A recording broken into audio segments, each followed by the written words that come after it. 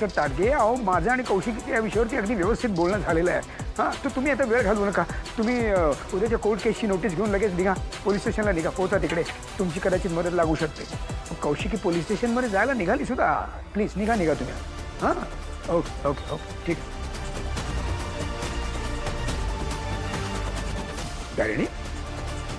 काय काय झालं मला बाबा कौशिकी ते खरंच पोलीस स्टेशनला गेल्यात हो आपल्याला काहीतरी करावं लागणारच ना बा युवराजला पोलीस कस्टडीमध्ये मारहाण झाली आहे बहीण म्हणून ती आता शांत नाही बसणार आहे आणि तिने जर आता ठरवलंच आहे ना युवराजला सोडवायचं तर ती काही करून जेजेच्या तावडीतनं युवराजला सोडवणार बघ तू बाबा तुम्ही चहा घ्या ना बसा हां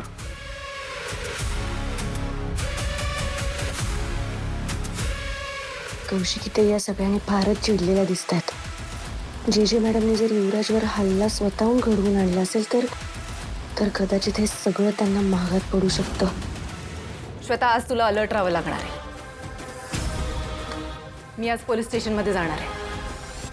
युवराजवर काल हल्ला झालाय त्याचे डिटेल्स मी तुला पाठवणार आहे. ओके पोलीस कसे ऑपरेट करतात ह्याच्याबद्दलचा डिटेल रिपोर्ट आपण आज बनवणार आहोत. Yes ma'am. आणि काही ह्युमन राईट ॲक्टिव्हिस्टना मी बोलवून घेतलंय आपल्याला लागली तर त्यांची मदत सुद्धा घेता येईल. ओके येस मॅम डोंट वरी तुम्ही काळजी करू नका आम्ही तिथे सगळं सांभाळून घेऊ. या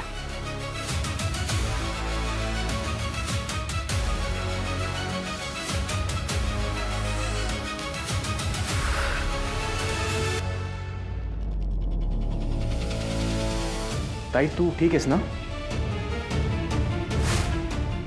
मी ठीक आहे. I am fine. पण मी त्या जेजेला सोडणार नाहीये. तिच्या कस्टडीत युवराजवर हल्ला झालाय याचा जाब मी तिला विचारणार आहे. ओके ताई तुझ्या डोक्यात काय सुरू आहे सध्या खेळ वाटला का तिला सगळा? ती पोलीस आहे तिच्याकडे पॉवर आहे पण ती रिस्पॉन्सिबल सुद्धा आहे ना. तिच्या कस्टडीत कोणावर तरी हल्ला होतो तो टेररिस्ट नाहीये तो संशयित आहे ना.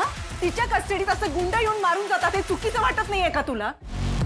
नाही आज मी एक बहीण म्हणून नाही एक पत्रकार म्हणून तिला जाब विचारणार आहे आणि तिला माझ्या सगळ्या प्रश्नांची उत्तरं द्यावीच लागणार आहेत. हो ताई तू प्लीज शांत हो. हे बघ तुला माझ्यापेक्षा जास्त अनुभव आहे जास्त गोष्टी कळतात. मी फक्त काळजीने म्हणतोय की भावनेच्या भरात किंवा रागाच्या भरात आपण असं पाऊल नको उचलायला की ज्याचा आपल्याला रिग्रेट होईल. मीडिया प्रेशर देऊन असं नको व्हायला की भावाची सुटका करण्यासाठी MNN हे मुद्दाम केलंय.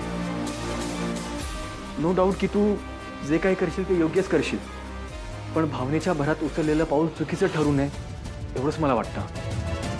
मी जे काय करते ते खूप विचार करून करते आणि माझं ठरलंय युवराजला मी या सगळ्यातनं लवकरात लवकर बाहेर काढणार आहे कारण आता जे काही झालंय ना ते अति झालंय.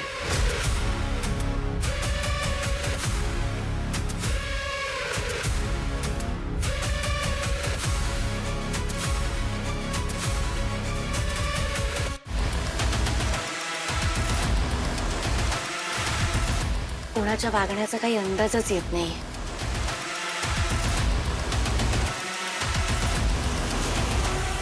यांच्यापैकी कोणाचं एक चुकीचं पाऊल जे मॅडमचा अहंकार दुखवू शकतं.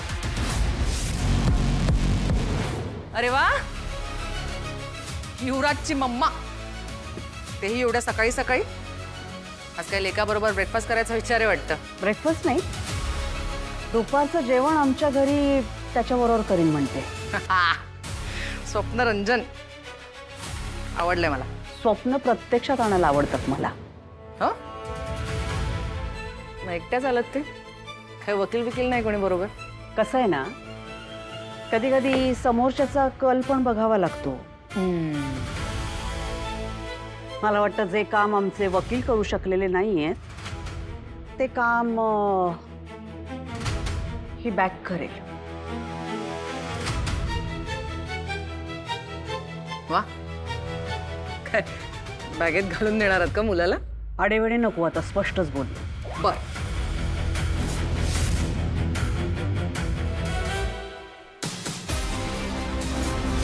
माझ्या युवराजा लॉकअपमधून काढण्यासाठी. अहो हे त्याचं नाव रेकॉर्डमधून काढण्यासाठी. त्याचा पाठलाग कायमचा थांबवण्यासाठी. माझी गरज तुम्हाला कळली आणि तुमची गरज मला.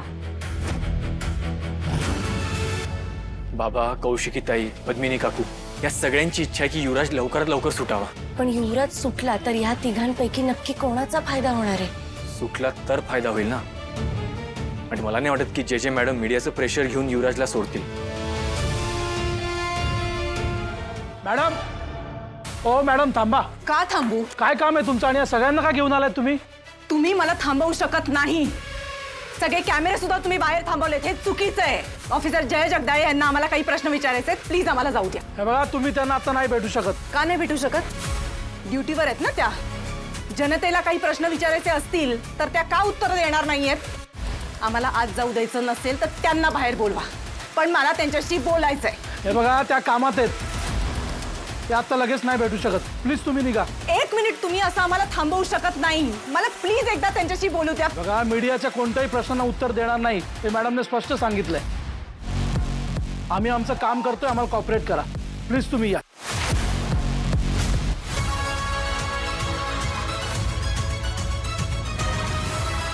तुमची हिंमत कशी झाली मला लाच देण्याची?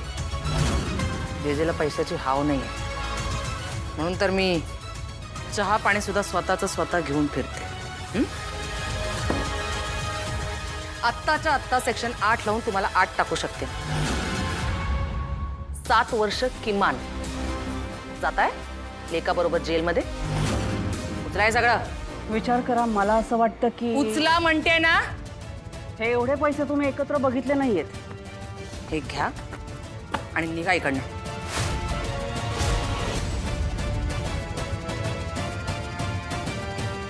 पुन्हा तुम्हाला अशी संधी. पुन्हा इथे तोंड दाखवायला येऊ नका, कळलं?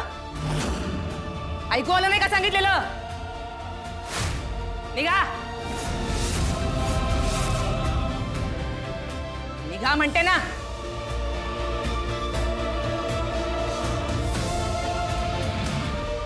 ओके, मला कळतंय तुम्ही तुमचं काम करताय, तुम्ही त्यांनी दिलेल्या ऑर्डर्स फॉलो करताय, हे सगळं मला कळतंय. पण मी सुद्धा पत्रकार म्हणून इकडे आली.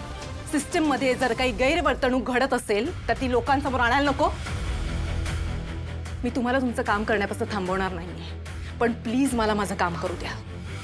मी तुम्हाला कोऑपरेट करते ना, तुम्ही सुद्धा मला कोऑपरेट करा प्लीज. मला एकदा त्यांच्याशी बोलायचं आहे, नंतर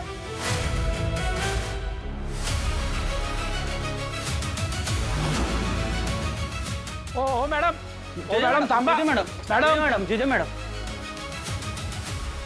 ऑफिसर जया जगदाळे, सामान्य जनतेला आणि मीडियाला काही प्रश्न पडले आणि त्या प्रश्नांची उत्तरं तुम्ही देणं अपेक्षित आहे.